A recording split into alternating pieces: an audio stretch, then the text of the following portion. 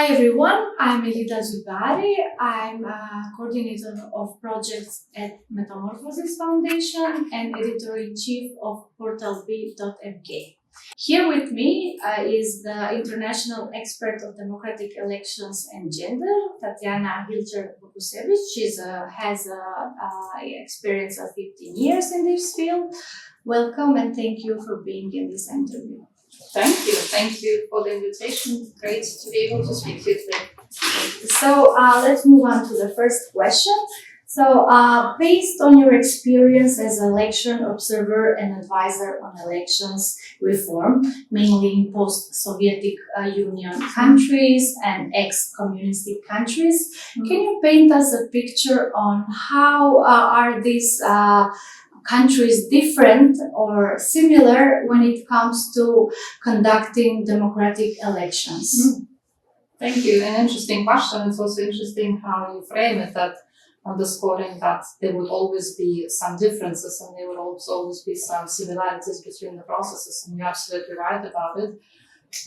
If we look probably at some common challenges that many countries, many of the younger democracies or developing democracies are experiencing, I would probably highlight three issues that I see as probably the most crucial.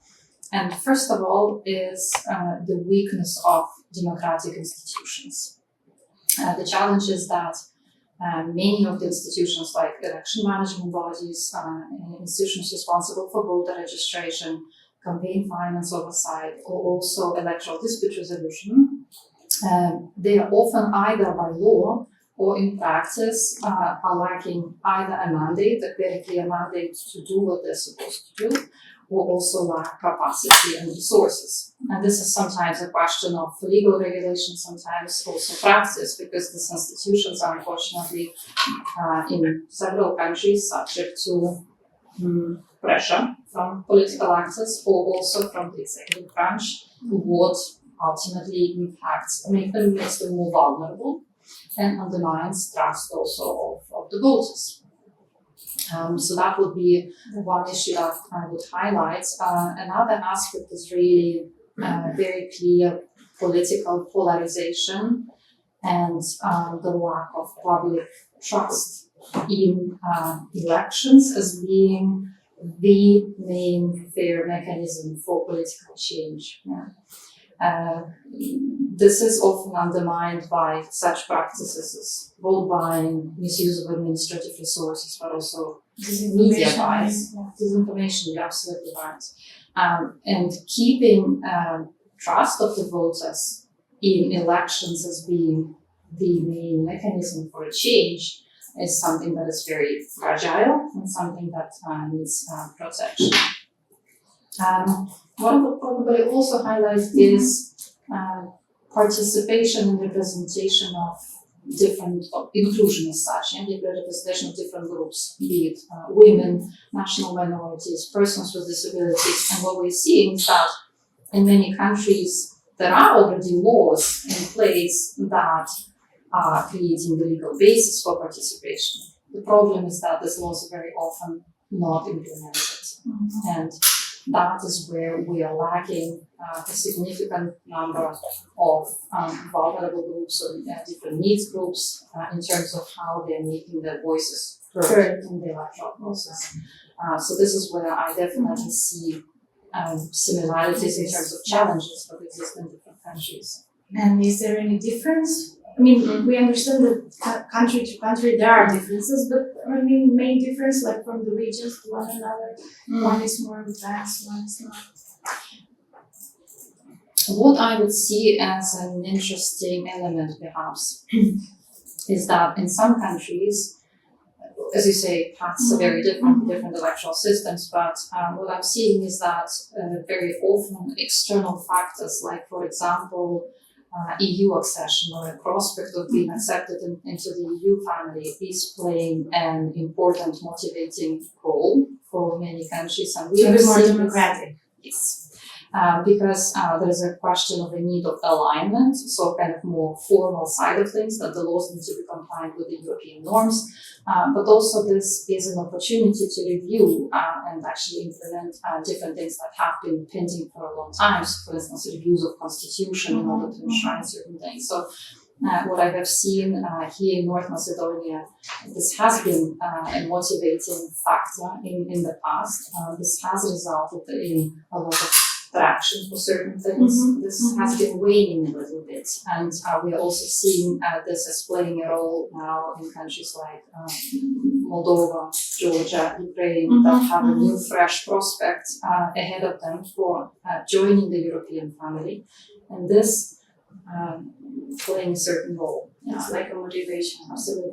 And that is sometimes lacking. In many countries, this does not exist. So bringing about change is much more difficult. You mentioned Macedonia. You were here in 2018 as the lead electoral reform advocacy consultant. So can you share us in shortly how was that experience? What did you do here and what were the main challenges? This was indeed a very interesting experience for me. Back then, I was a consultant on behalf of OSCE ODIHR. It was called Support to Western Balkans project, specifically focusing on electoral reforms. And my role was to advise the working group that was established under the Ministry of Justice to review different recommendations that were provided by the OSCE ODIHR on several past elections back then, and to advise how these recommendations could be put into practice. Why it was very interesting for me is because this is indeed a format that is very valued in international comparative practice. Why? Because North Macedonia, just like all the other OSCE participating states, it is committed to follow up on past recommendations. So that process was itself this one manifestation of compliance with commitments. But what was also very important about it is that it was inclusive. It was based on some form of cross-party commitment to improve electoral processes, involved civil society organizations, and this working group really did develop quite a number of comprehensive proposals for how the electoral procedures and electoral codes could be improved. And then what happens? It is perhaps not as rosy or as positive as one would have wished it to be, because basically since the process was over, first of all, the referendum happened, so that took away attention a little bit of the legislators from immediate electoral issues, but also, since then, the electoral code was amended about five to six times. Yeah, at least 5 times. The same format of the working group was re-established also at least 3 times. These working groups have also developed equally forward-looking positive recommendations. Problem was that very few of the suggestions actually found reflection in the amendments in the electoral code.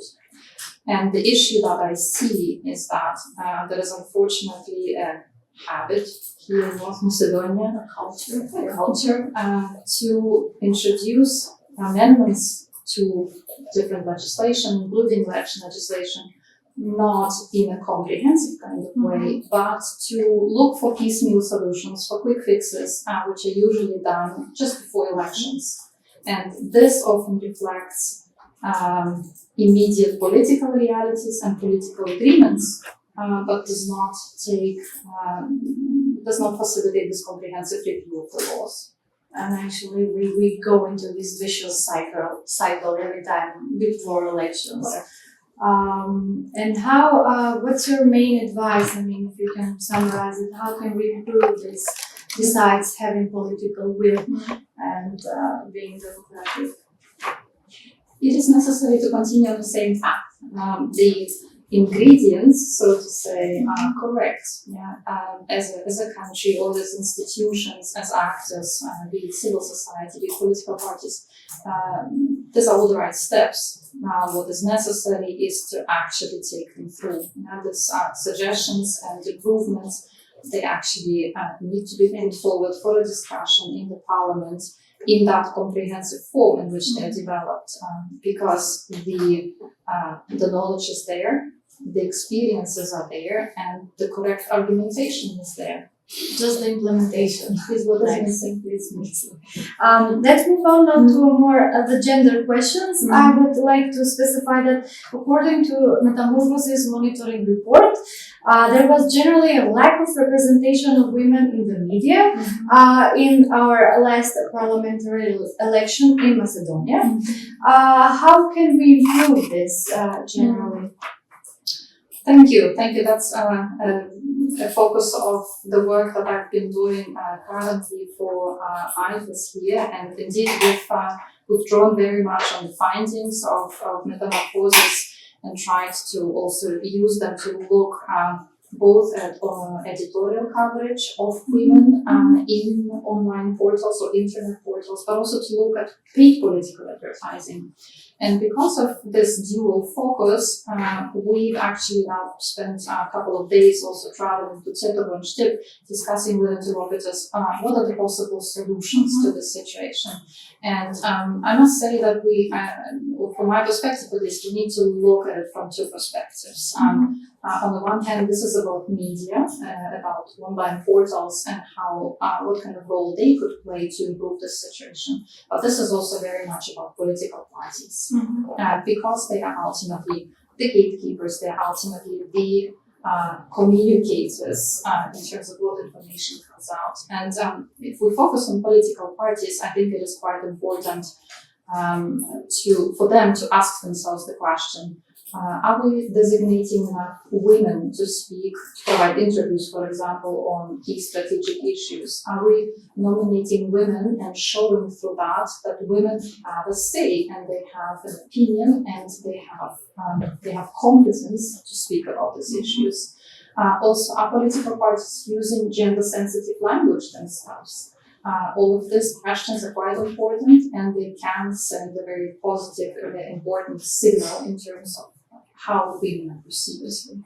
Another dimension that we've been speaking about is actually because political advertising during elections is being covered from state funds. This is taxpayers' money.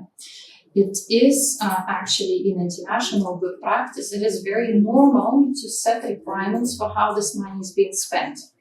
So, for example, one possibility that we have been talking about is to introduce what is called gender-targeted measures. So, for example, to connect certain requirements that political parties, for example, would be required to spend 30% or 40% of their funds or of their airtime that they have to specifically promote women. And there are examples like this in international practice, and this works very effectively. Another way of doing this is to actually earmark some of the funding, maybe even at the state level, that would be available to eligible political parties to do gender-targeted work throughout the parliamentary term, for example, so that it would not only be focused on elections, but also you could also integrate measures that would be focused specifically on media representation of women. So there are plenty of examples, in fact, from international practice how this could be done, but ultimately the core idea of this would be to emphasize that public funds, they have to serve publicly significant goals, with gender equality being one of them. But when you say gender equality is so important, why? Can we really specify why it's important to have this media coverage, not only during election, but as we speak now to elections, to diversify the sphere, to let women be represented as they should? Why is that? I guess ultimately it is for the reason that media, and now increasingly also online media, social media, this is the primary source of political information for the citizens, for the voters. This is where they get the information from, and this plays a significant role in what kind of image we have of what is being shown to us, right? So when women are completely excluded from the coverage, or if women are presented not as independent, competent actors, or when there is sensationalism and stereotypical portrayal in terms of family roles, right? Then this is the image that we are projecting as a media, now I'm speaking, to the voters, yes? And for the voters, this normalizes this picture, this creates an impression that this is normal, that politics are not for women, and that is the space for male actors who are more competent, who are more professional. So that is playing a very significant role in terms of how voters also act when they see a name of a woman on the ballot list, whether that would trigger any positive motivation and desire to tick that box or not. Yeah. And this media has a big role on this, and how these messages are also portrayed. Can you quickly tell us a few tricks or advices on how can media become better on this? Well, if we focus specifically on online portals, right, and this is something that we've been specifically looking at, there is in fact already quite a lot. First of all, the problem is at the moment is that online media are not recognized as media service providers, right? So this is something that needs to be addressed, and to make sure that they are regulated and monitored. Yeah, this is one problem that we have. But the positive is that there are already sufficient self-regulatory mechanisms in place under the Association of Journalists, Council of Ethics, Agency for Audio and Video Visual Services, right? There are codes of conduct that are in place which actually provide sufficient guidance. So one would want, or one would wish for the online portals to actually simply abide by what's in place. And one positive step, for example, would be to formally endorse this instrument, or to voluntarily register. There is a register of sort of professional online media under the Council of Ethics. By joining these instruments, they send a signal that they commit to these principles. But also basic things as actually focusing on the substance of what women are speaking about, emphasizing their competence, right, and shifting focus away from the looks, from the right, and that is what should be amplifying the importance of women voices on television, in online portals, but also in the society. Well, thank you so much for this lovely conversation. I hope to have you here again at some point. Thank you so much.